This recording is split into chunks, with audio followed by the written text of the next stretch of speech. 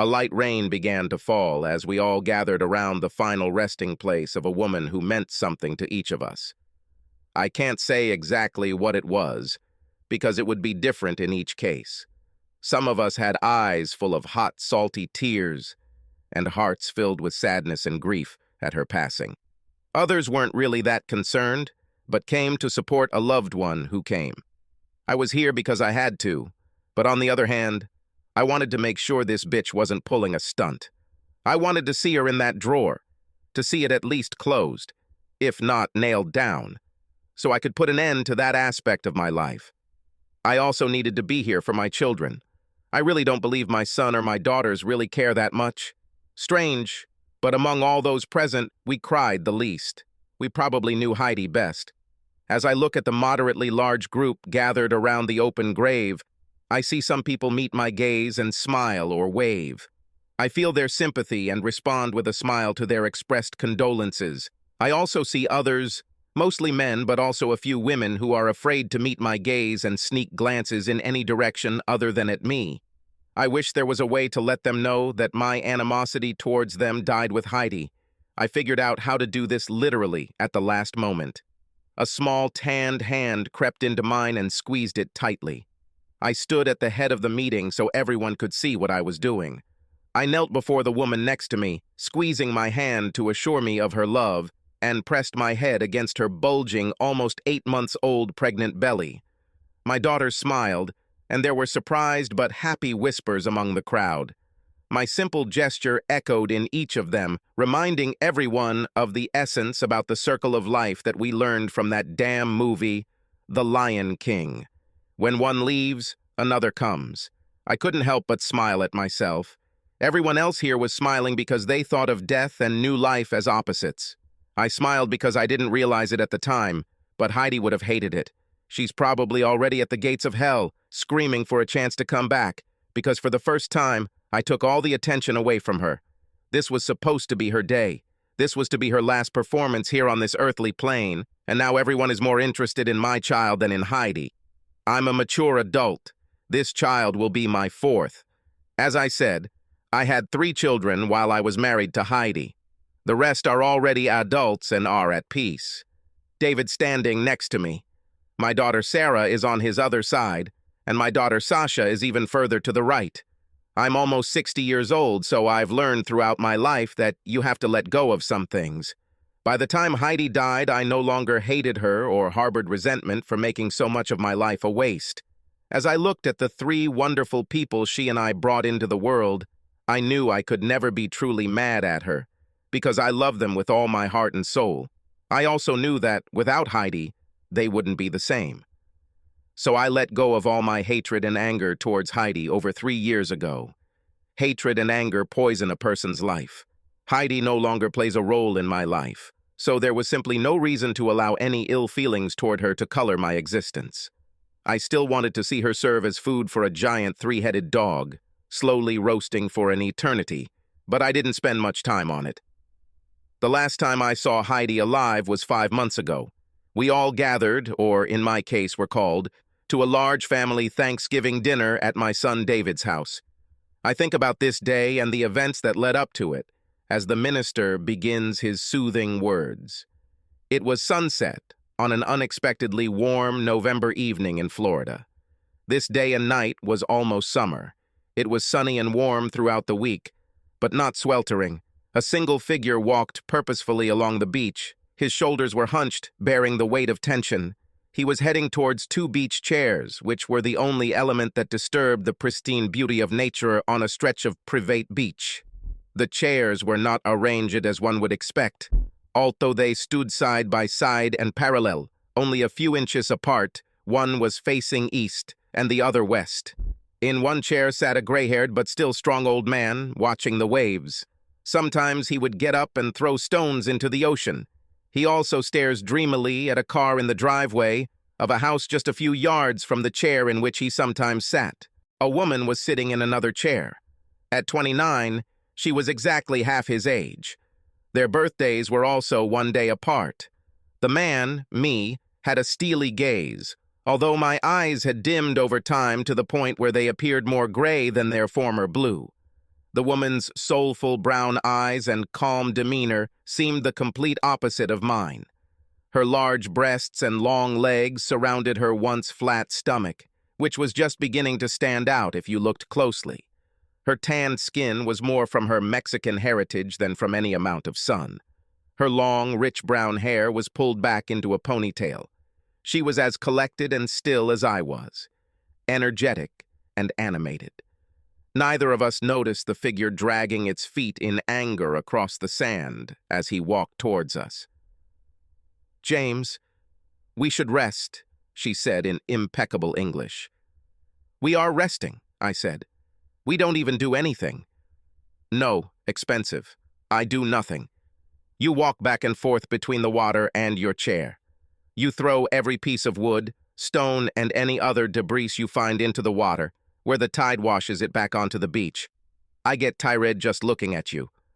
I sat back down in my chair, and it became clear why she had arranged the chairs that way. Being face to face, we could look each other straight in the eye from very close and kiss each other without moving too much. With her attention focused on me and the book she was reading on her iPad, she didn't see the man until it was too late. He, like me, was just under 6 feet. He was well built and probably 20 years younger than me. In fact, I knew for sure that he was exactly 20 years, 3 months, and 14 days younger than me.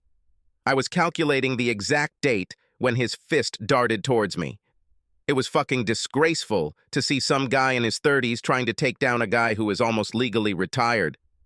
Wait for that thought. I had a second inconvenience because I was sitting while he was standing over me. I easily caught his flashing fist and hooked my leg into his knees, knocking him down onto the beach. I immediately rolled on top of him and began to wrestle with him. His rage and youth seemed to be balanced by my superior strength, energy, and experience. The battle, as is usually the case, was determined only by the endurance of the opponents. The sound of the metallic click and the words whispered through clenched teeth took all the fighting out of him. "If you move, I'll shoot," Samantha said angrily, pressing the gun to his head. The sound of her pistol alone, a custom .450 automag, was intimidating. The man, my son David, whom I had not seen for 3 years, immediately froze. Samantha bit one of her attractive lips.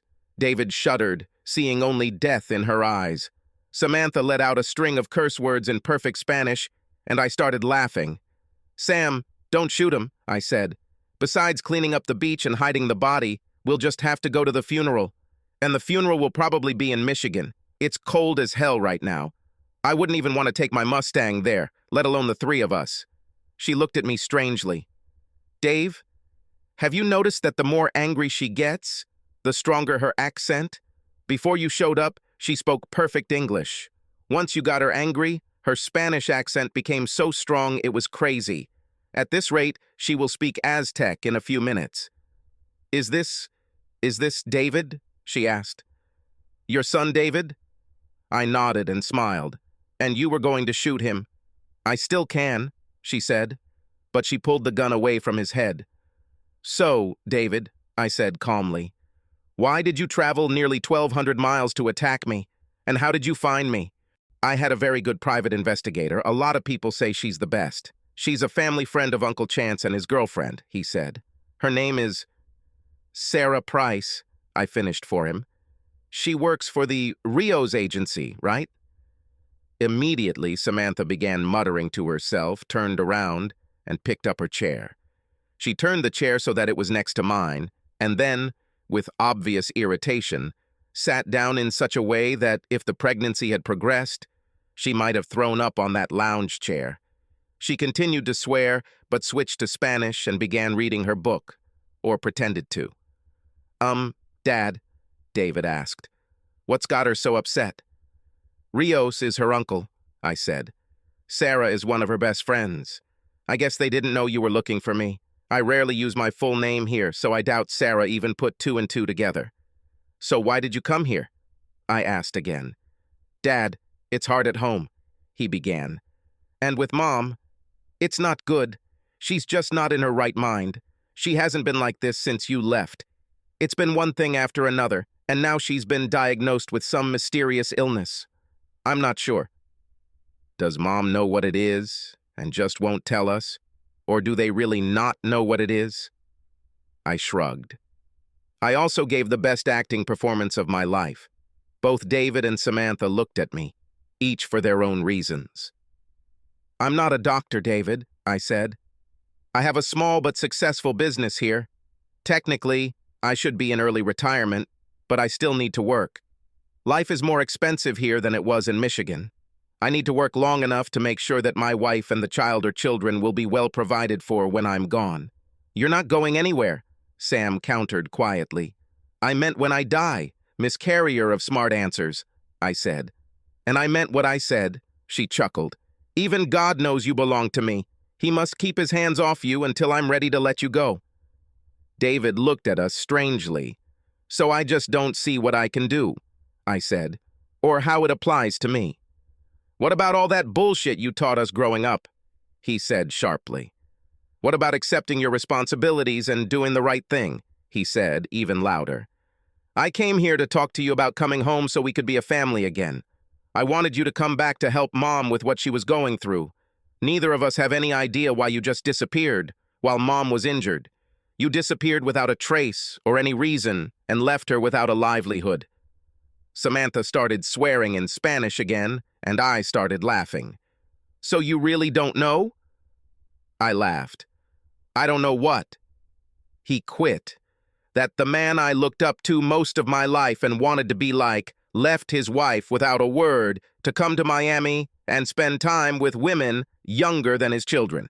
Here you are, living in luxury, pretending to be married when your real wife is suffering and your children have to work harder to support her. What a bitch, I blurted out. What a bitch, Sam repeated. David stood up, furious. Don't talk about my mother like that, he said. Before he was fully on his feet, Sam pointed her gun at him again. Damn you both, I said. Sam, put the gun away, and David, go inside the house. We need to talk. When we finish talking, you'll probably agree. You agree with me that your mom is a bitch. Bitch, Sam repeated.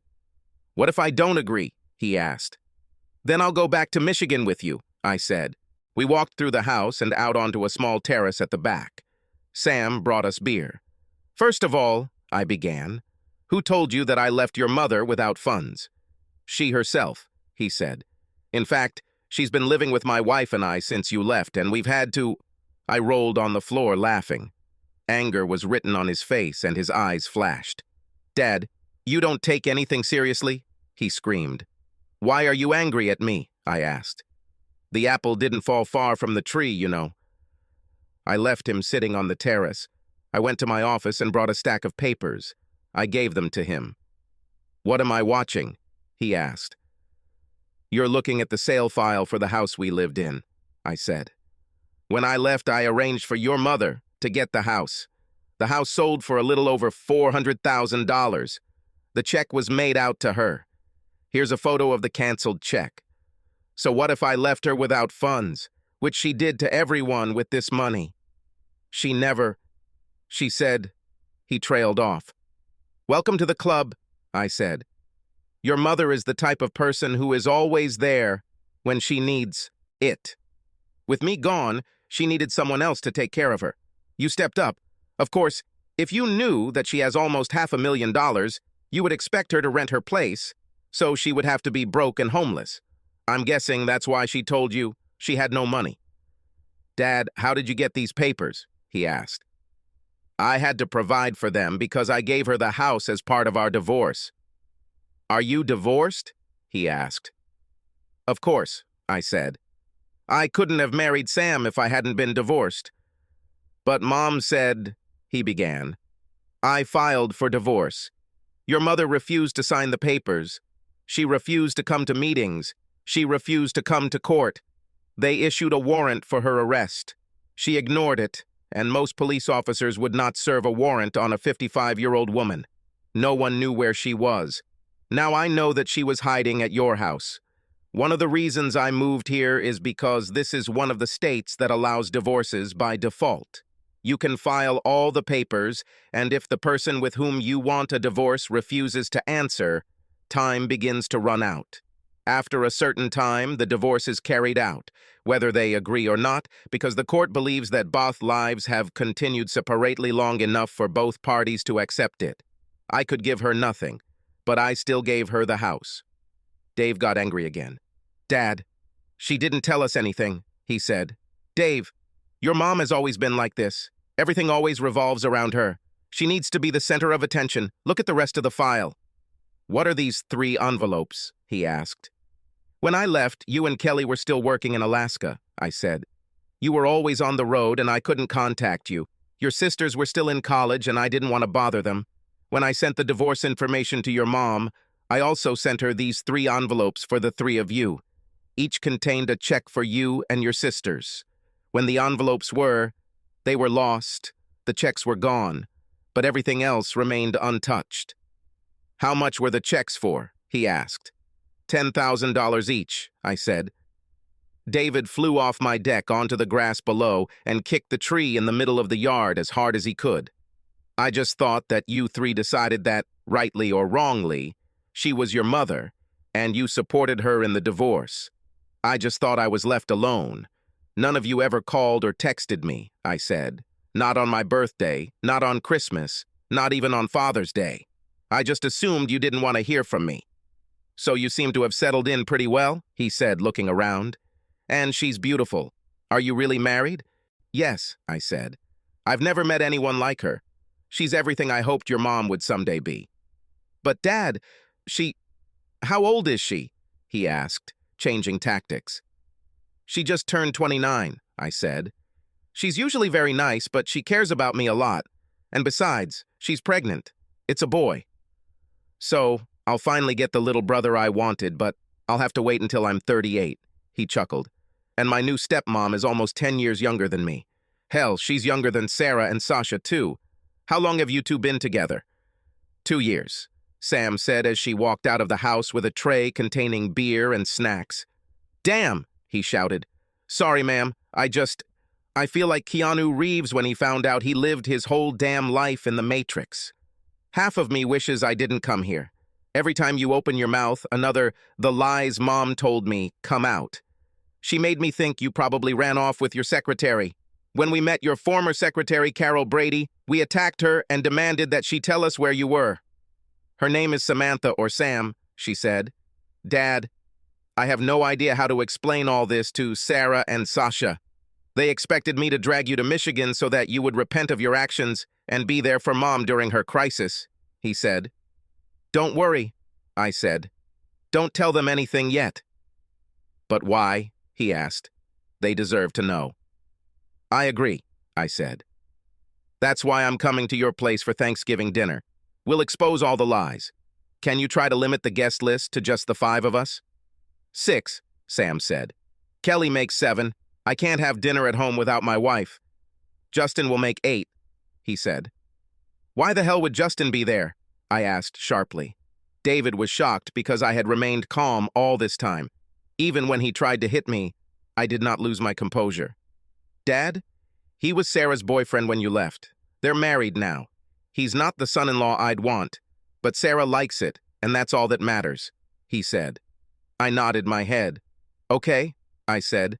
Make sure old Justin is there too.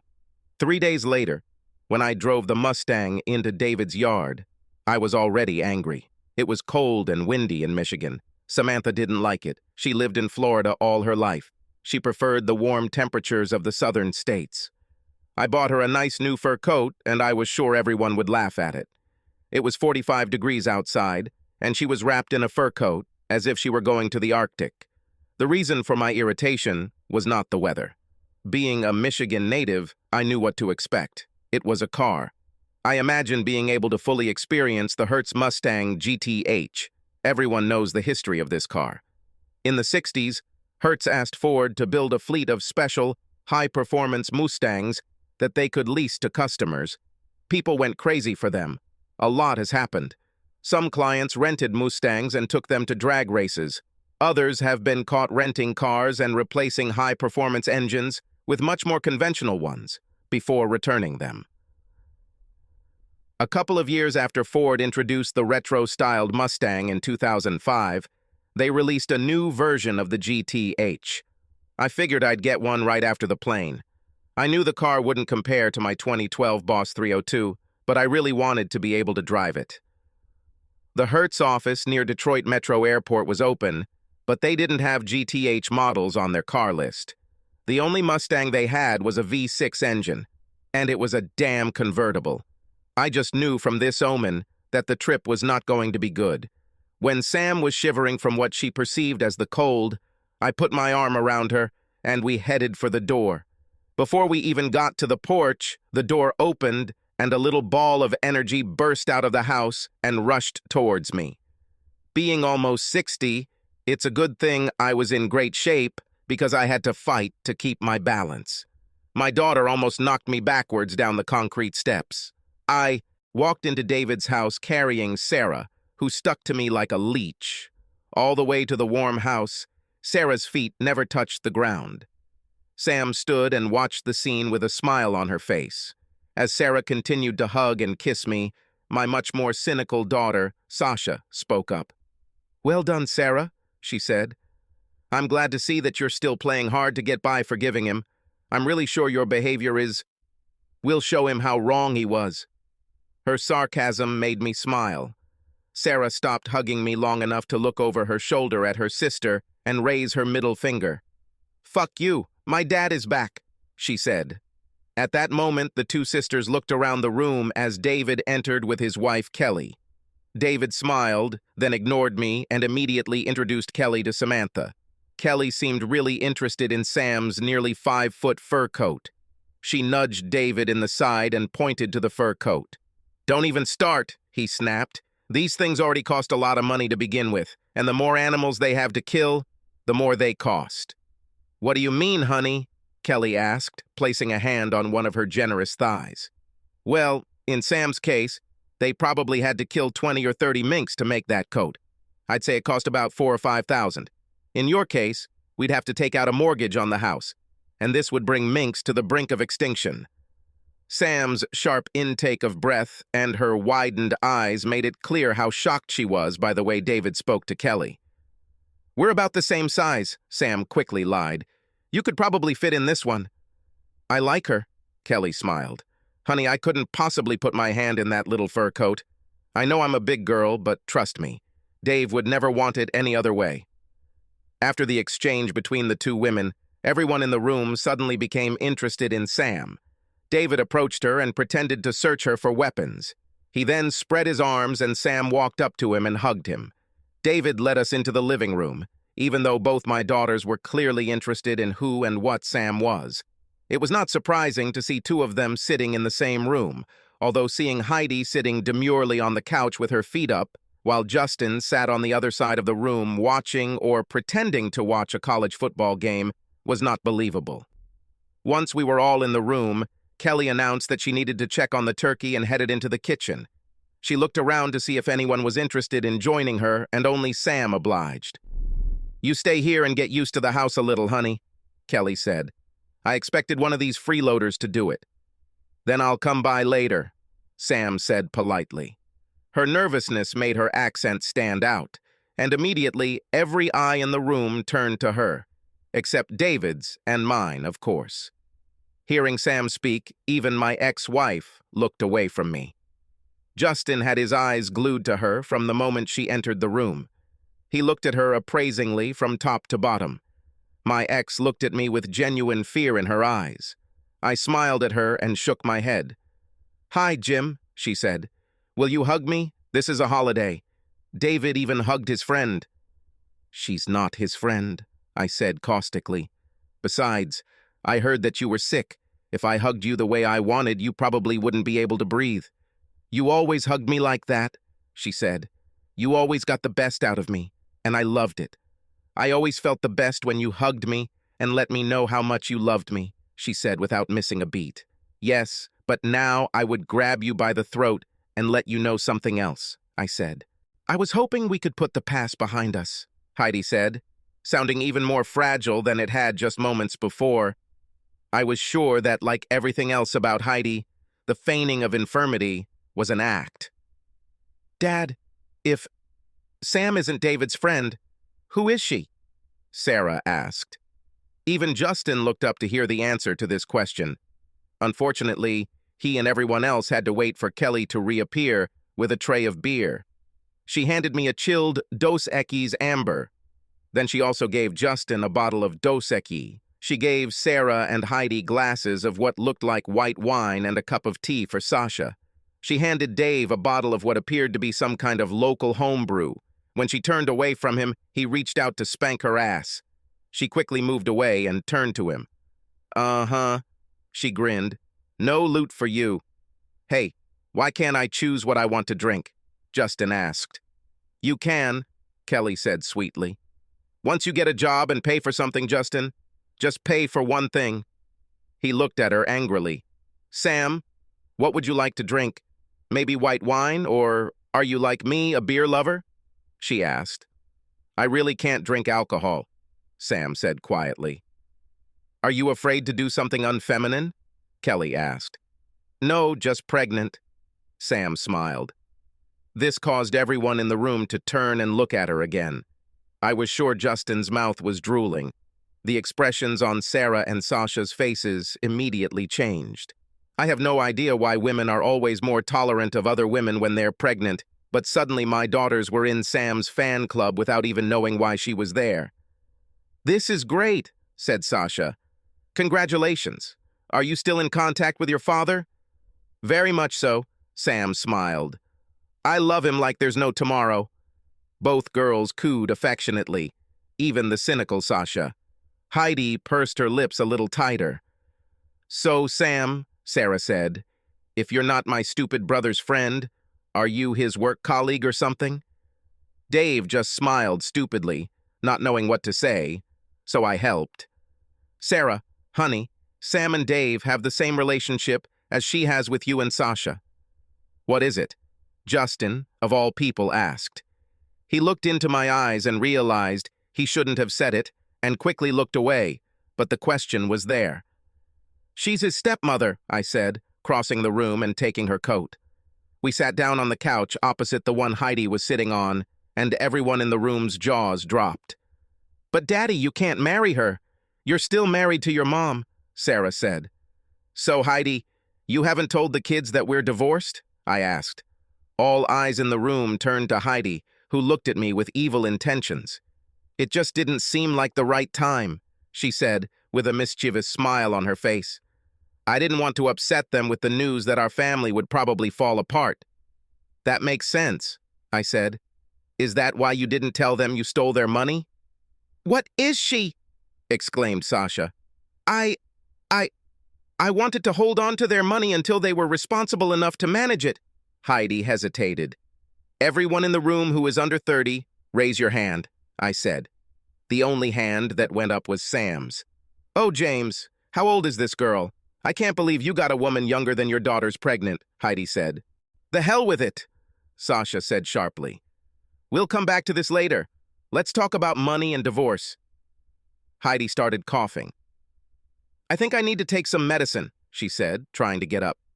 It looks like you're trying to leave the room to avoid taking your medicine, I said mockingly. Heidi sat back down and crossed her arms over her chest. Okay, she said angrily. Your father ran away for no reason while I was in the hospital. No explanation, no reason, he just left. A few weeks later, I received a package from a courier. Inside were divorce papers. I refused to sign them. I refused to even acknowledge them. Your father and I will be married forever. We have always been together and always will be. He also sent a letter to each of you. They included contact information in case you wanted to contact him and a check for each of you. I thought that if I hadn't given you the letters, your father wouldn't have heard from you and should have returned home. I knew that even if he was angry with me, he would not be able to go far from his children. I can believe it. It almost makes sense except for one thing, I said. The checks were cashed and deposited into one of your accounts, so essentially, you stole their money. I'm sorry, Heidi whined. I'm an old woman. I'm alone. I thought I might need money in case of an emergency. If they never knew about money, they would never feel the lack of it. How much money was in the checks? Sarah asked. $10,000 each, Heidi said. 10,000 damn dollars. Sasha screamed. She looked at her mother as if she wanted to strangle her. Kelly entered the room to find out what was causing the screaming. "He left me penniless and alone, baby," Heidi said, reaching out to Sasha to calm her down. I just smiled, shook my head, and started laughing. "What's so funny, Dad?" Sasha asked. "Your mother just can't stop lying," I said. "Maybe it just slipped her mind." "What went over her head?" Sasha hissed. "Home," I said casually. "Let's get back to the money, Dad," Sasha said. "I could already go back to school for my MBA. This money could make a big difference in my life. I could already be in my position as my Alnika right now. But I sit here and listen to how my father, who for the last 3 years I thought was the son of Satan, actually never left me. And that my mother essentially deceived me. Sorry, honey, I said. I loved your mother like no one else in the world. As angry and hurt as I was, I would never have left her with nothing.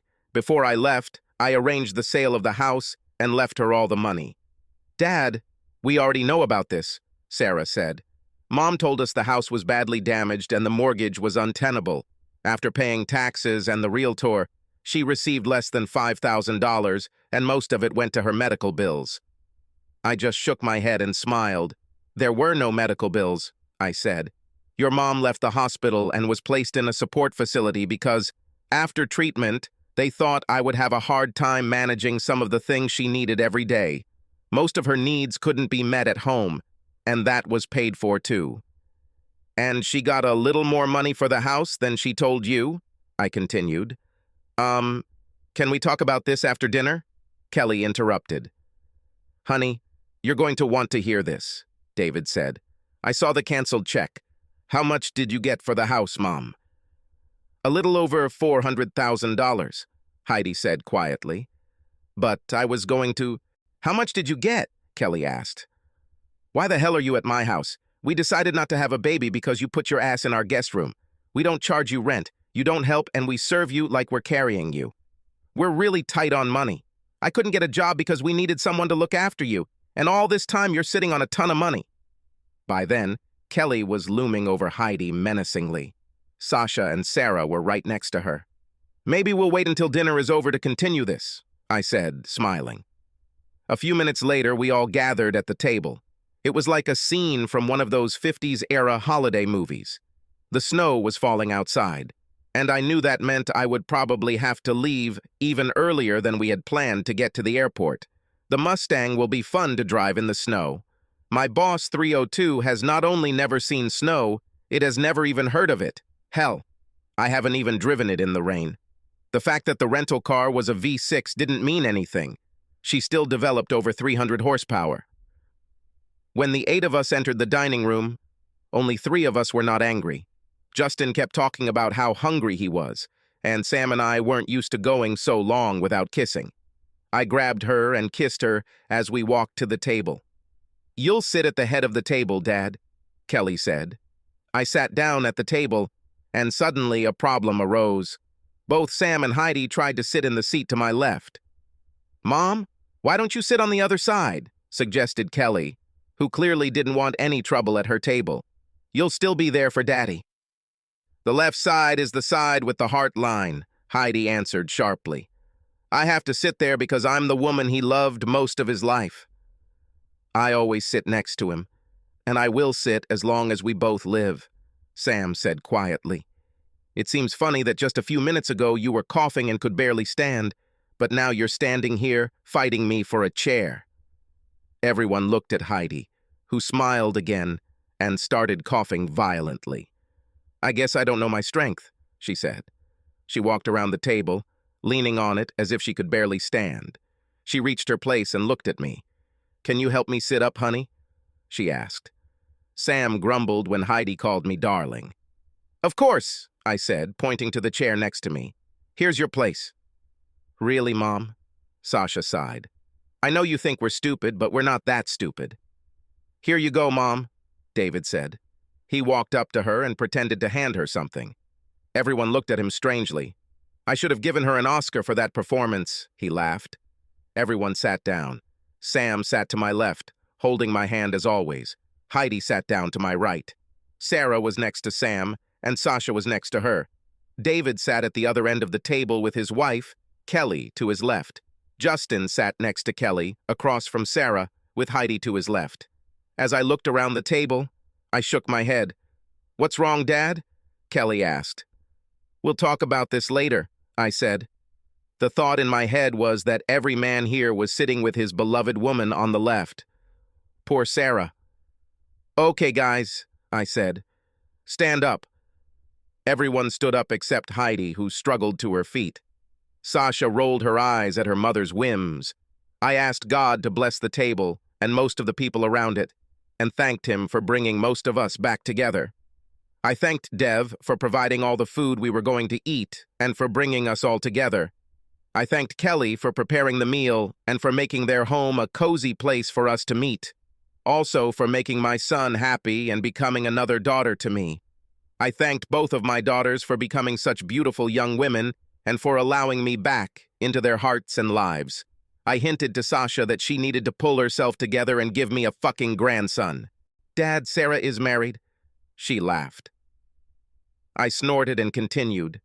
Finally, I thanked Sam, the love of my life, for filling my life and my heart with love and making me realize that I still have the capacity to love. Then I sat down. "What about Justin, Dad?" Sarah asked. "I never got a chance to tell you that we got married." I just rolled my eyes and snorted. Justin's face fell. Sarah didn't say anything, but she looked at me and then back at Justin. "What about me, honey?" Heidi asked. Kelly lowered her head and shook it. I think everyone knew what would happen next. I turned to my ex and smiled. "Heidi, you make me grateful that I left Michigan and found a better life." The bitch, however, was invulnerable. She answered quickly, and it cost her. "As far as I remember," she began, "for most of our lives we had fun like crazy, and our 3 children will testify to that." That was all she had time to say. Sam stood up and pushed back her chair. She then walked around the table before anyone could object. I still remember the sound of her heels clicking on the ceramic tiles of the floor. I think we all expected Sam to yell at her. I even wondered what she would say. Sam pulled her small fist back and hit Heidi like a piston in the mouth. It was a great shot. Heidi's head snapped back and she fell out of her chair, sprawling on the floor. Sam was beside herself. Justin pulled Sam away from Heidi, grabbing her large breasts from behind. And even when she didn't try to return to Heidi, he continued to squeeze them. He didn't so much pull her away as take advantage of the moment. I do not think so. I was just reacting. I grabbed the bowl of mashed potatoes and hit him in the face with it. He retreated, coughing and spitting out the creamy white food. What he did not go unnoticed by Sarah. She grabbed the gravy boat and threw it at her husband's head. "You damn bastard!" she shouted. "Get some sauce for your potatoes!" The gravy boat hit Justin's head with a loud crash. He also doused his face and upper body with thick brown sauce. "It's not Thanksgiving without cranberry sauce," Sasha said, dumping a bowl of canned cranberries on Justin's head. "Stop, stop!" Kelly screamed. Justin wiped his eyes and reached for the turkey. Luckily, David was faster. He grabbed the turkey to save it from the chaos and snatched it from the table. Unfortunately, the turkey was heavy and the floor was slippery from the cranberry sauce and greasy gravy.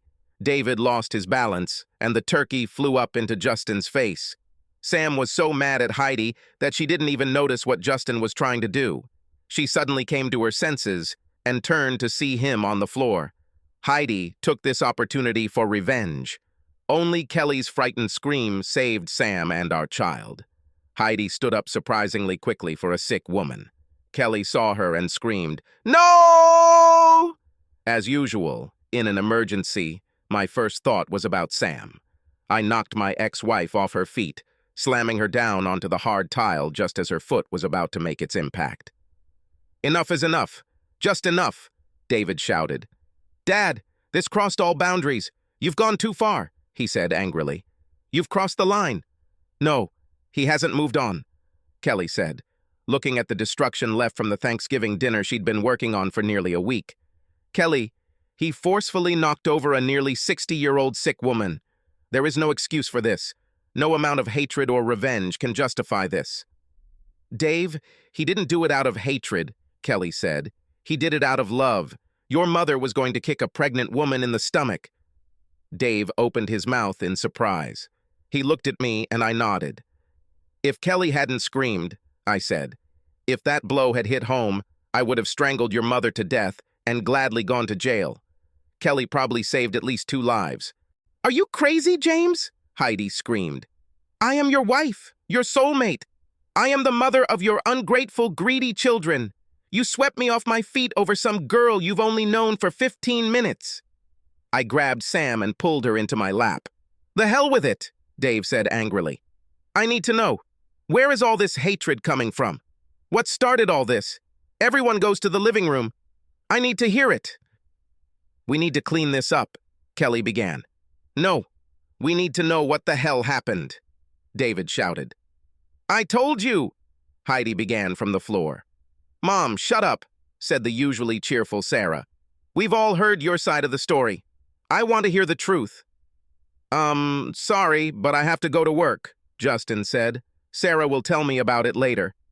Sit down, your seat is Justin, I said. Justin, it's hard to go to work when you don't have a job, David said. Sit down and shut up. We all went into the living room. David lit the fire and we gathered around it. I fell in love with your mother at first sight, I began. It was 1973. I was 19 years old and we were both students at Central Michigan University. I was standing outside one of the buildings on campus, and I saw this woman walk by. She was about 5'1", tall, with short blonde hair. They were cut kind of like a bob, and her eyes were so blue they made the sky look gray. Hold on tight, Sam said. Anyway, I crashed into a lamppost and almost knocked myself out, I continued.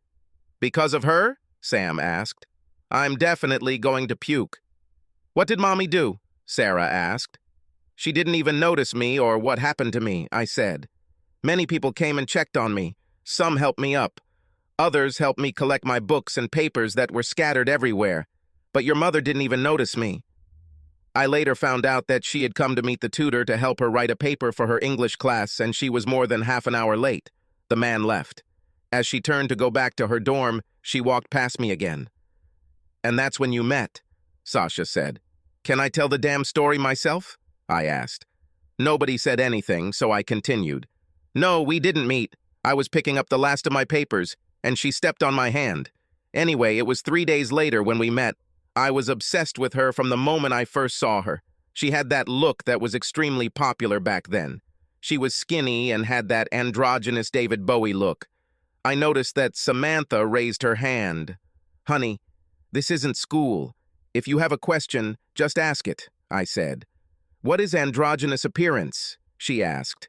This look is neither masculine nor feminine. She was thin with almost no breasts and butt. Many famous models looked the same. They were all very thin with thin legs. So you liked girls who looked like boys? She asked. Everyone was like that, I said. It was a different era. Women are still trying to be thin. You're lying, she said. Men like women who look like women. In fact, it was my butt and breasts that you saw first before you noticed my face. Sam, honey, can I finish? She smiled and nodded. Anyway, I walked out of my English class and there she was standing. She had glitter in her hair and 6-inch platform shoes. I was excited to see her there. I was trying to walk past to get to the next lecture and she moved away from me. Hey, I need to talk to you, she said. Don't worry, I said. Apology accepted. What the hell are you talking about? She asked. What should I apologize for? Because of what happened the other day. I saw you walking by and I got so distracted that I crashed into a pole, I said. Boy, that's your problem. A lot of guys get into stuff because of me, she said. My fantasy was quickly fading. On the way back, you stepped on my hand. I tried again. Why was your hand on the ground? She asked. Listen, I need you to write a paper for me. Okay, I said. I need you to go on a date with me. She started laughing as if it was the funniest thing she had ever heard. I was embarrassed and angry. I started to leave. She limped behind me. It was really difficult to walk quickly in those shoes. Okay, it's an emergency, she said. We'll go on one date, for work that will be graded at least a B. Agreed, I said. When do you need it? Tomorrow, she said. 25 pages, single-spaced, on any topic you choose. I need at least 5 footnotes and 3 citations. She gave me her phone number so I could call her when the job was ready. In those days, that meant her dorm phone number. Nobody had a cell phone back then. I was struggling to come up with something, and I had a couple great ideas, but I ran out of time. So I did the next best thing. I gave her my coursework. My coursework wasn't needed for another week. I called her the next morning, and she gave me her address so I could deliver the work. When I came with it, she took it and said, "Thank you." Then she started walking away. "Hey, wait!" I shouted after her. "What about our date?" She came back to me smiling. She placed my neatly typed pages on the table by the door and walked out onto the porch with me. There were no word processors or printers in those days. I had to manually type the pages on a typewriter. It was a hell of an experience. "Listen, boy," she said. "Did you really think I was serious? I have all my evenings planned for the next 3 months. But you know what? The point of dating is to get a girl to notice you so you can see if you're right for each other, right?" "Probably," I replied. "So," she continued, "I date a lot of guys. I almost never remember them. But I noticed you. It must be worth a lot. Next time I see you, I'll even nod. Many girls will agree to date you just because I nodded to you." She then returned to her building and grabbed the papers. I fell silent because all my children were looking at me and at Heidi. "What a bitch," David said. "Dad, you were a coward," Sarah said. "Everyone on campus thought Heidi was going to be a famous model," I said. The modeling business was just beginning to gain momentum. The money they received then was pennies compared to today, but then it was very good. It was 2 or 3 months after Heidi approached me on campus. "Hi, James," she said. 3 months have passed. Today is your evening." "Today is my evening of what?" I asked. "Your evening will take me out into the world," she said. "What do you mean?" I asked. Since I last spoke to Heidi, I have learned a lot about her. We didn't look at Facebook in those days. There was actually no internet. People learned about people by talking to those who knew them. And I learned that Heidi has quite a controversial reputation. She was also known for taking advantage of people. Everyone I knew and trusted told me to forget about her and find someone else. Besides, I already had plans for that evening. Heidi convinced me to change them in just 6 seconds. I was planning to go to the Kiss concert at Olympia Stadium. I had an extra ticket, but I kind of promised it to my best friend. Heidi took my hand and looked straight into my soul. My best friend was crossed out. Heidi got a ticket. "So what time are we meeting?" she asked. "At 6, I said. "The concert starts at 7:30. They're opening for a local band called The Rockets." "What are you talking about, Jimbo?" she asked. "I'm taking you to a concert." "Kiss," I announced proudly. She immediately burst out laughing. "Are you crazy?" she laughed. "Why should we go and look at a bunch of people who wear more makeup than me, yell at each other, and pretend to be monsters? It's not even music, it's just screams and noise. We can get to know each other as adults. I'll meet you at your dorm at 10. Don't forget the wine." That was my dilemma. Should I go to my favorite band's concert with my friends? Should I be there in the stands with thousands of like-minded people and have a great time? Or should I give up my tickets to spend the evening doing who knows what with this crazy woman? I think this was my Morpheus moment. It was that moment when the hand of fate asks whether you want the blue pill or the red pill. I think everyone knows which one I chose. If I had done the smart thing and returned to the Matrix, I wouldn't be sitting here with you now. I chose the path down the rabbit hole, and here's the rest of the story from Paul Harvey. I met Heidi at the hostel at 10 o'clock. She was there right on time, which should have told me something. Heidi was never on time. That night I was nervous as hell. This was the first time I drank alcohol. It was some cheap, fruity, disgusting wine. I felt sick. She still didn't leave. I began to change my mind about Heidi. She stayed with me. What an idiot I was. I even asked her why she stayed. "I'm your girlfriend now," she told me. "Where is my sub?" I didn't understand what she was talking about, but I continued to kiss her. I loved the feel of her lips on mine. She unbuttoned her blouse and placed my hand on her chest.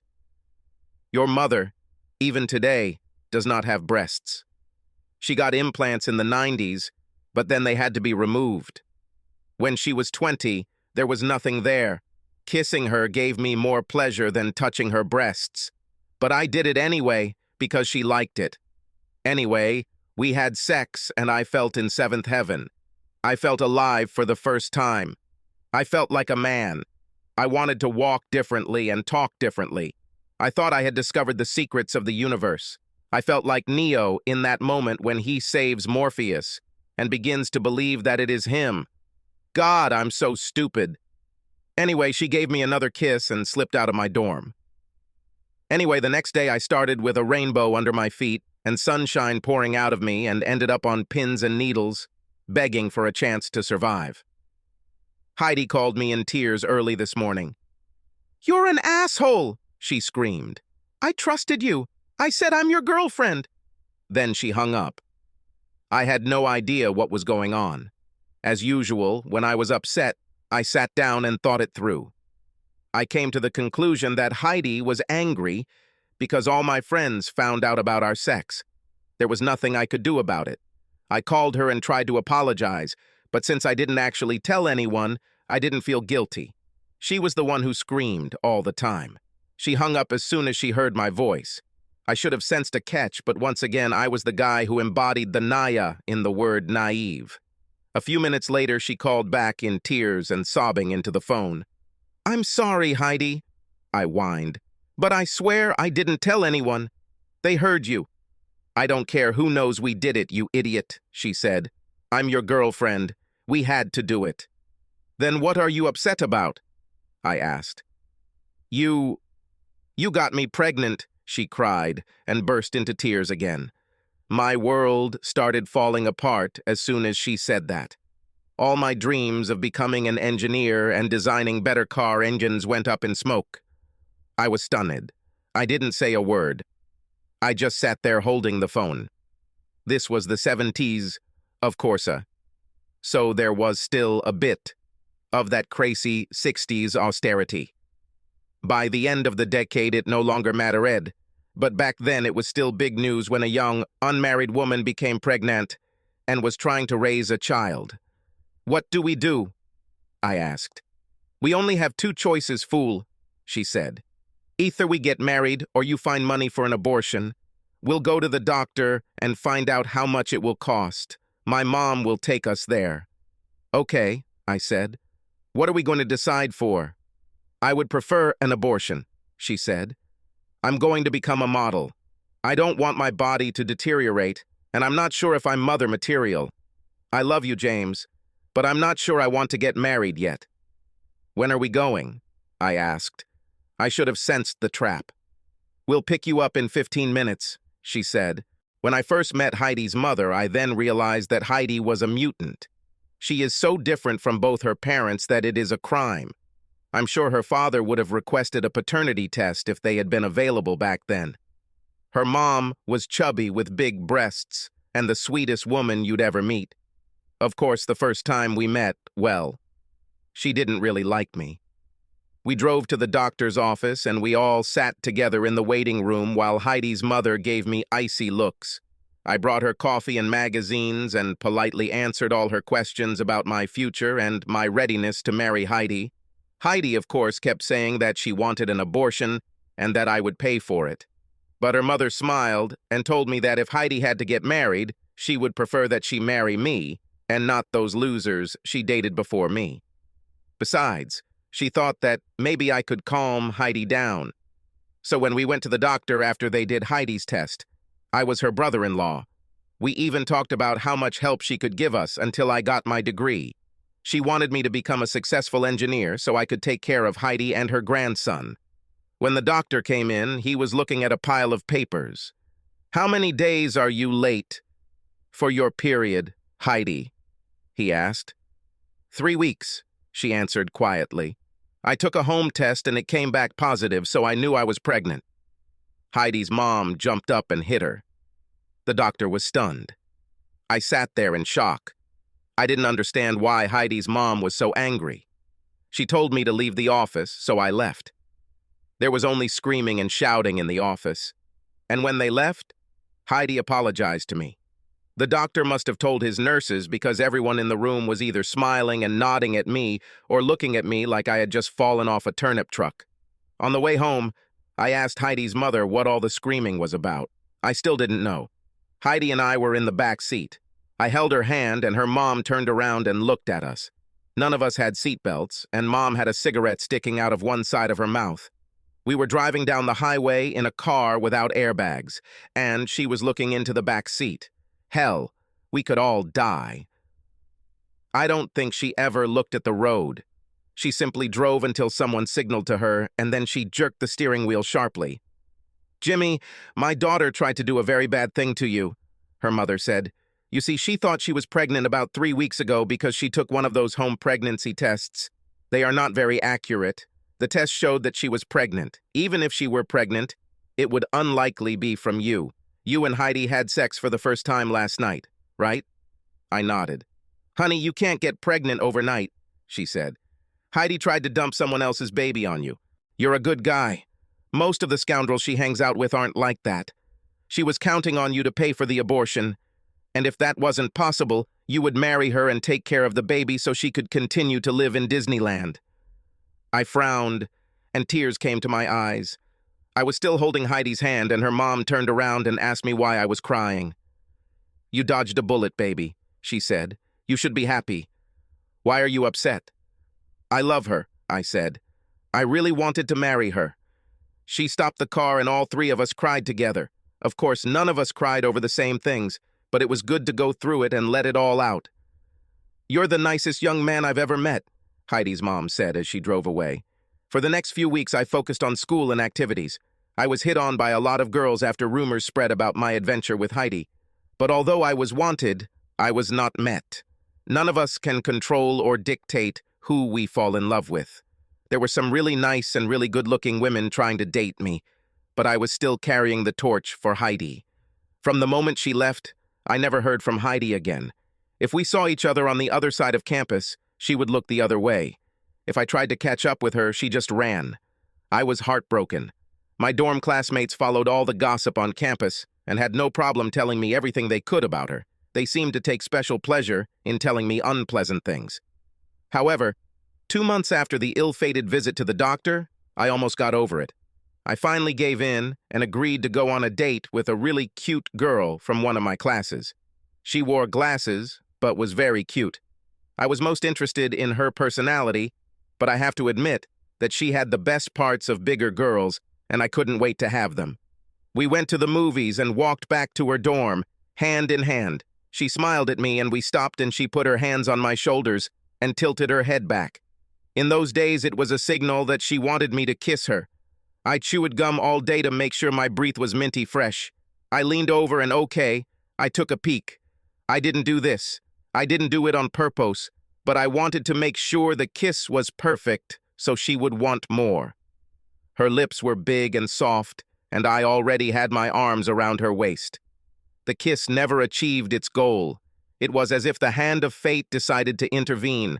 Just before our lips touched, I heard the worst squeal I've ever heard. "What the hell are you doing?" Heidi shouted. "Why is my boyfriend kissing fat girls in the middle of the street? Is this some kind of research? Is this some kind of charity? Damn it, James, I told you you couldn't save the world alone. Isn't it enough that you donate money to feed starving children in Africa? Do you also have to kiss fat girls? You can't do it all." "What do you want, Heidi?" I asked. "You're a fool," she snapped. "I'm your girlfriend, remember? Don't act like you don't know how it works." "Heidi, I haven't seen or heard from you in 8 weeks," I said. "When I met you on campus, you ran the other way." "It was hormones, James," she said. "And it's your fault." "Heidi, you're crazy," I said. "Yes, so what?" she smiled. "This is not your fault, but it's about hormones. I'm 8 weeks pregnant, and this time it's for real. I've already been to the doctor, so guess who the dad is?" "I don't know," I said. "It could be anyone." "No, Jimmy James, you're the father," she squealed. I was tired of being a sucker, so I asked for a blood test. I also wanted to see a doctor. I talked to him, Heidi and her mom. They didn't do that in those days. All the dominoes were stacked, and the timing was perfect. I was probably the only person who could have been the father. "No abortions," I said. "Okay," she said. "But I want a ring. I want everyone to know that I belong to the father of my child. And I want us to get married before the baby is born." "We'll get married the day the baby is born," I said. "That way they can do a blood test just to make sure." So we got married, and we, or mostly I, had Dave. Dave was at daycare for the day so Heidi could go and work on her modeling career. Apparently she wasn't exactly the type they were looking for. There was always something wrong. Either she didn't have breasts, or they were too small, or they were too roomy, or they weren't roomy enough. I didn't care if she didn't make a penny as a model. I just need her to be happy. I worked all day. I dropped Dave off at daycare, picked him up in the evening, and then cared for him most of the night. I even cooked because Heidi was on her feet all day, making appointment after appointment, trying to catch up with her big break. "But Dad, she got it in the end, didn't she?" asked my daughter Sarah. In her living room in her old house, she has huge blown-up photographs of her from the times when she was on the cover of Vogue and another magazine. "Sarah, honey, it was fake," I said. "If you look at this cover, it doesn't say Vogue, it says Vague. I made them up to cheer your mom up towards the end of her career." I was worried about Heidi because her ego was very fragile and modeling was hard. Imagine stomping from meeting to meeting all day and constantly hearing all day long, "You are not what we want." I think somewhere along the way, Heidi became disillusioned. She didn't go to meetings with the same enthusiasm she started with.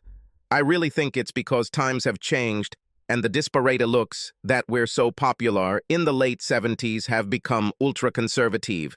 I decided to surprise Heidi while she was at the agency she worked for by coming and bringing her flowers and inviting her to lunch. I just got promoted to team leader, and it brought more money and more respect. I wanted to spend money on my girlfriend and son. Everything was right in my world. I've heard Heidi talk about Phil Jackson since she started modeling. He was a famous photographer thanks to whom many models began to work. She told me that he thought she had the potential to become a supermodel. I walked into the agency and the woman at the desk told me that Heidi was in Phil's office taking some pictures for her portfolio. I was very excited. I will see my beloved at work. The charge evaporated when I burst into the agency and saw Heidi on her knees in front of Phil.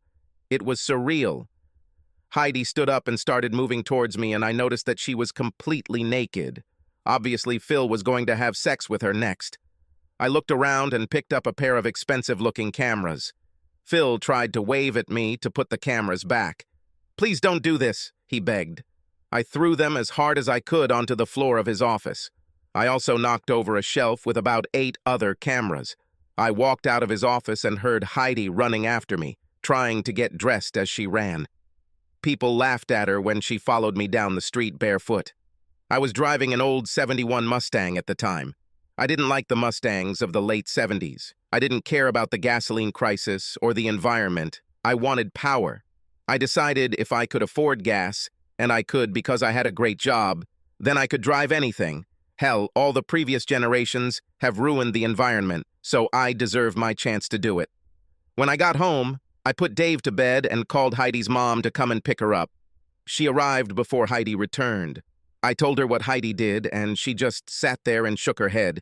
While we were waiting for Heidi to come home, she must have smoked 2 packs of cigarettes. I still remember her holding her grandson and blowing smoke through the room like a chimney. It's amazing that we survived the 80s. When Heidi finally arrived, I took Dave and went out into the backyard so Heidi and her mother could have some alone time. She kept begging me to talk to her while her mother pulled her away from me. She told Heidi that I didn't want to talk to her and she needed to give me space. She took Heidi home, and the phone calls began. Heidi must have called home hundreds of times over the next 24 hours. After a few days, I agreed to let Heidi come visit Dave over the weekend. I planned to go shopping and maybe play golf while she was with him. When Heidi arrived and I was about to leave, she asked me where I was going. I said, And she reminded me that I usually took care of Dave, so she didn't know anything about feeding him, or changing him, or anything else. I was supposed to stay with them while she visited him. Heidi kept telling me how sorry she was, and how much she missed me. She told me that Phil made her do what she did, and that she had to do it, or he wouldn't be the photographer who edited her. Of course I got angry. She told me not to cause problems because it was just one of the tests on the way to top model status. Years later, I found out that she was lying then. Heidi harassed most of the photographers and many of the booking agents, trying to get a chance. But then I believed her. She seemed very sincere, and I loved her so much. She even suggested giving up her career and becoming a housewife. What could I say? We became close again, and I promised never to mention it again. The next few years were very good. I seemed to be making more and more money. And by the time Dave was 5, Heidi was pregnant again. Sasha was born into a family that worshipped her. Heidi cheated on me again with Dave's 3rd-grade teacher, and I forgave her. We had a few more good years, and Sarah was born. I caught Heidi cheating with our housemate, but I couldn't leave because we had 3 children who I loved more than anything in the world. I wanted to leave her so bad, but I couldn't leave you guys. I thought it would be easier. As soon as you guys are old enough to leave home, I can too. I no longer felt the same way about Heidi. She had hurt me too many times, but we had been through so much together that it seemed easier to stay together than to start all over again. When Heidi's mother died, she seemed to calm down. We had the strangest conversation. Everyone left the funeral home, and only Heidi and I were left. Her mother was buried with a cigarette in her hand. I kept waiting for her to rise from the coffin and help us with our problem. Heidi looked at me through the coffin and began to speak. "James, I'm terrible," she said. "I spent most of my life waiting for lightning to strike so everyone would know I was special.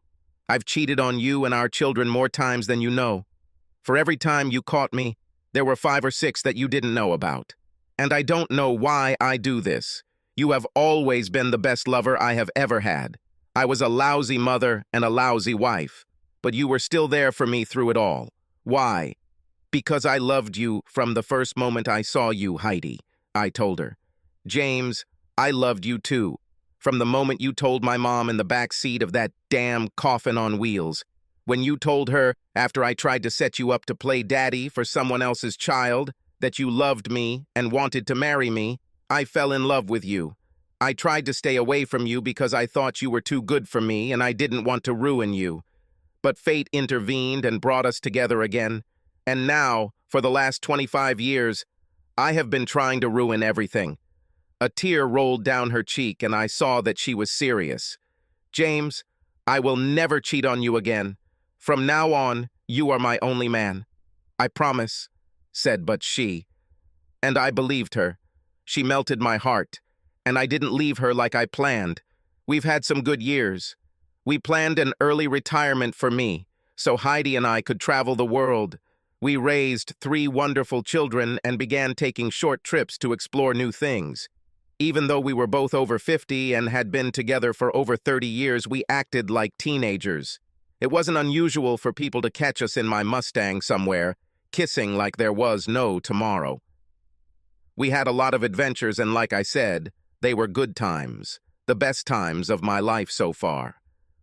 3 years ago, we decided to try skiing. When we got there, all the kids were learning to snowboard, not ski. We decided to learn how to snowboard too. This was the beginning of the end. "Mom started an affair with your ski instructor, didn't she?" Dave asked angrily. "So much for her promise, damn it. Can I please tell the damn story? It's almost finished," I said. Sam stood up and sat on my lap. I continued talking. "So, to answer your question, your mom did not have an affair with her ski instructor or anyone else during our ski trip. That trip, right up until the end, was one of the happiest memories of our marriage. Imagine spending all day with the person you love the most and have loved since you were old enough to even know what love is. You wake up with her in your arms. You exchange a few long, slow kisses. Then you flick her butt and go to breakfast. You hit the slopes and take a ski lesson. The air is crystal clear and smells fresh. Every time you look at her, Your heart melts because you love her so much. You have lunch together, then go back to your room and make very passionate love until late afternoon.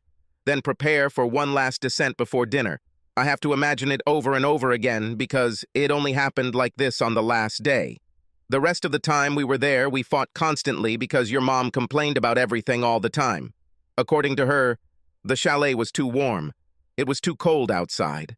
The sun was too bright, and the night was too dark.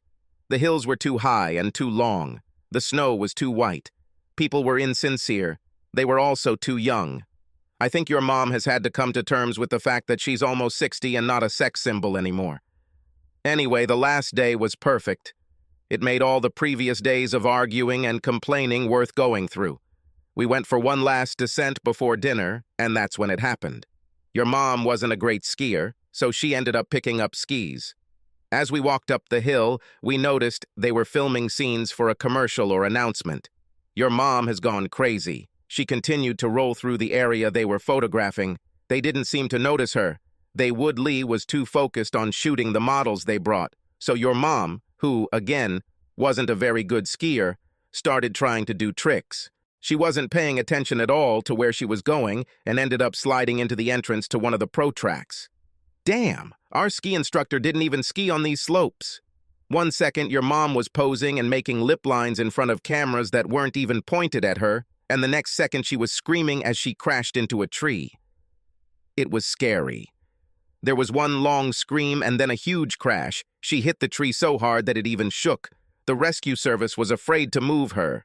They immediately called an ambulance and a med-evac helicopter arrived and took her straight to the nearest hospital. Luckily, we were in Michigan, where there were many first-class medical facilities nearby. Heidi came to her senses 3 days later. This was good because during those 3 days she went through 4 surgeries. The first surgery was to repair her broken nose. The operation went well and brought Heidi out of danger of losing her life. The next day, they operated on her spine. Heidi had several discs that had slipped and were pressing on her spinal cord. If this continued for too long, she could lose the ability to move or control her limbs. This operation took the longest. Doctors were confident that she would regain the ability to walk as soon as she healed. The next day's operations were less serious. They had to put a pin in each of her wrists because she broke both, trying to protect herself from the blow. Other than a lot of bruises all over her face and body, Heidi was fine. As I said, Heidi came to her senses within 3 days. It seemed that all her mental faculties remained intact, and maybe if I had been smarter, I would have learned something from this experience. Sarah, do you remember when I fell down the stairs that year when we were putting up Christmas decorations together? Of course, Dad. It was so scary, she said. What was the first thing I said when I came to my senses? I asked. You asked the guy from the ambulance about Mom and us, Sarah said. Well, I sat there for 3 days straight. I never left your mother's side for a minute.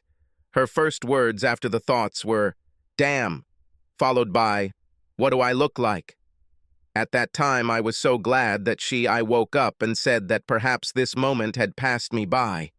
It took several months before I was able to realize all this. The hospital where Heidi was hospitalized was 80 miles from our home. I went there every day. I was there in the hospital every day for 4 months straight. When Heidi was able to leave the hospital, they suggested that some treatments and critical things needed to be monitored and could not be done at home. They suggested a nursing home or intensive care facility. There were several such places in our area. One of them was only 10 miles from our house. Heidi insisted on going to the one near East Lansing. It was almost 90 miles from our home. I didn't understand why she wanted to go there. I thought that maybe since Sarah was back in college, she wanted to be closer to Sarah. Maybe this way, with my contract job, if I had to work, Sarah would be there. Also, Justin, Sarah's new boyfriend, worked there. I would go there every day and spend the entire day and then return home when visiting hours ended.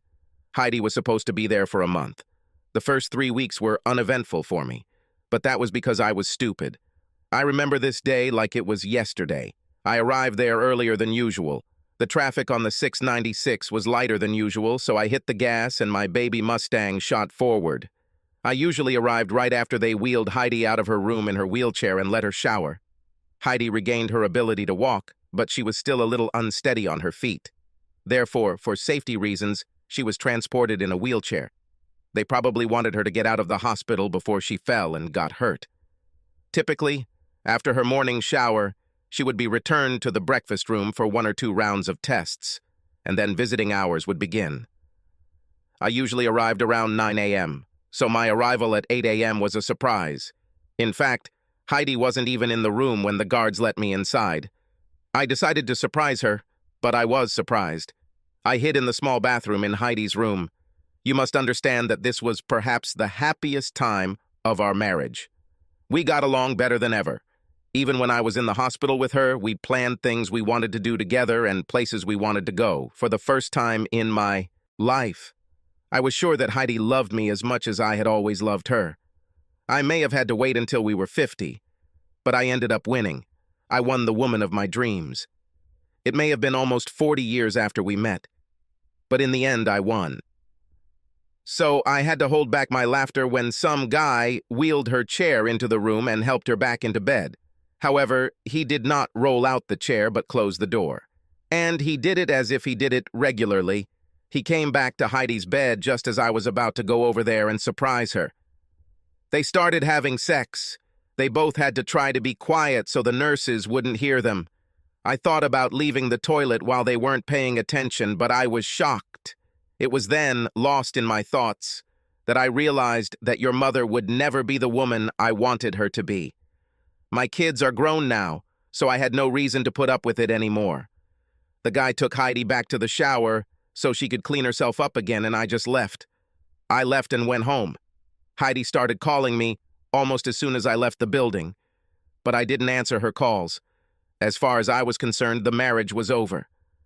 I did everything the same day. I contacted my lawyer to get the ball rolling. I withdrew most of the money from all my accounts. I left her a couple $1,000, but nothing more. I made an agreement with the realtor for a very quick home sale. Real estate values in our area were very high, and I got a great price from a real estate broker. He offered $411,000 for the house. I agreed. I rented a large condo, a truck, and a trailer. I packed all my stuff into the truck and put my Mustang on the trailer. I changed my iPhone number and left. I wrote 3 letters to the 3 of you and included them in the divorce papers. You guys were scattered all over the place, and I knew you would contact me as soon as you received your letters. I included my lawyer's contact information in the emails and asked him to give you my new number as soon as you asked for it. So Heidi couldn't reach me, but you all could. I never expected that Heidi would steal money from her children or that she would not give you my letters. Every day I drove as far as I could, stopping for a while in each state to get a feel for the people there and around. I think I was so frustrated that I just drove until I ran out of land. I decided, I'm staying in Florida. There's a thriving Michigan snowbird community there, and the Tigers even hold spring training there. I didn't socialize or do anything for the first year. Realizing that Heidi wasn't going to give me a divorce, I filed for it. Florida. I also started my own small turnkey property management business. We take care of properties for people who live elsewhere most of the year. So if they live in Michigan or Ohio and they need a way to cut their grass or their house is ready for hurricane or anything like that, we can handle it. After my first year, I started going to bars and clubs. I wasn't ready to date yet, but there were plenty of women my age or close to it who hinted that they were interested. I met a couple of women who were like your mother. They turned my stomach out. Most women our age are a little stocky. I knew I was tired of flying economy class. For me, there are no more women with flat chests and flat asses. That's why I was in clubs. I took inventory of the types of women that were available. I met Sam there, in one of the clubs, but that's a different story. James, you should never have found out about this, Heidi cried. It was just you breaking another promise to me and showing how little I mean to you, Heidi, I said. But I called you again and again that day. I thought something happened to you. Something happened to me, I said. I'm tired of the way you treated me. But James, it didn't mean anything, Heidi cried. Don't you realize that after all this time, you're the only man I've ever loved? If this is what you call love, then I don't need it, I said. For the first time in my life, I have someone who really loves me. I'm better off without you, Heidi. And I have my children again, and another son on the way. I knew something had happened that day, Heidi said. The nurse told me she saw you. She said you went upstairs. Justin turned white. What does Justin have to do with this, Dad? Asked Sarah. That was him in the room with your mom, I said. Then the commotion began. Sarah tried to get to Justin, who tried to get up and run away. David grabbed him and hit him. I tripped Justin and he fell right in front of Sarah. Justin was finally able to break free and ran away from the house. Kelly and I consoled Sarah for about an hour while everyone else talked downstairs. After Kelly gave her a couple of sleeping pills to calm her down, Sarah fell asleep. She's seeing a lawyer tomorrow to file for divorce, Kelly said as she returned to sit with the others. We sat in awkward silence for a while before Heidi spoke. James, I've been thinking a lot in the last 3 years that you've been away. Tomorrow I'm going to the hospital so they can diagnose what's wrong with me. I really wish you were here to help me with this. Mom, are you crazy? Asked David. She's definitely not herself, Sasha said. I want my money now. Write me a check so I can cut you out of my life, or I'll have you arrested before you get to the hospital. Heidi, you're my husband's mother, Kelly said. But you abused our hospitality. All this time we put our lives on hold. When you had more than enough money to take care of yourself, we accepted you and... No, Kelly, I said. She took advantage of you. Heidi is that type of person who is always there when she needs it. She uses people. That's all she can do. You guys realized this much earlier than I did. At least we're all together again. You can call me anytime you need. Why don't you all come to Florida for Christmas? I looked at my watch and realized that it was time for us to leave. We'll do it, Dad, David said. Come on, Mom. I'll help you get ready. James, you can't be serious. How can you fly away with this child when I need you? Because this child loves him and is faithful to him, Grandma, Sam said angrily. I handed Sam her coat and she began to put it on. She leaned over and kissed me. James, you won't leave me, Heidi screamed. It will torment you. You have always forgiven me, and this time too. You belong to me. No, Sam said, stopping in front of Heidi. Now he belongs to me. I wish you a super brilliant day. Fuck you, Heidi blurted out angrily. We made it to the airport with about 20 minutes to spare. The little V6 Vert drove through the snow, but we made it to the airport in one piece and flew home to Florida. David, Kelly, Sarah, and Sasha actually came to Florida for Christmas. They had a great time and spoiled Sam, whose belly was already noticeably rounder. Sarah ended up staying. It was great to have her here while she tried to get her life back together after her divorce from Justin. Heidi seemed to call them almost every day, but none of them picked up. Finally, one day she just stopped calling. A few weeks later, my lawyer called me to a meeting. Heidi and I had wills before I left her, and she never seemed to update them. Heidi died in hospital. She died alone. Even on the day of her death, doctors were still trying to diagnose the mysterious disease that had afflicted her. They think it could be similar to the birth defect that took her mother at the same age. I divided the money equally between my children. The last thing left to do was to bury Heidi. While it was raining, many people left. There are surprisingly few people left here. Big surprise that Justin is here. We all think he just wants to try to make peace with Sarah. As the rain got heavier, the priest called me and told me that we needed to hurry because of the weather. I told him that we would each throw a handful of earth on the coffin and leave from here. We all gathered at David and Kelly's house after that. I think I came out at the right time to meet the woman who will make me happy for the rest of my life. So, at least for me, that makes this world perfect. Subscribe to our channel so that your second chaff doesn't cheat on you, and go ahead and listen to the next story, because this story is nothing compared to the next one. If you're under 18, don't even think about listening to the next one.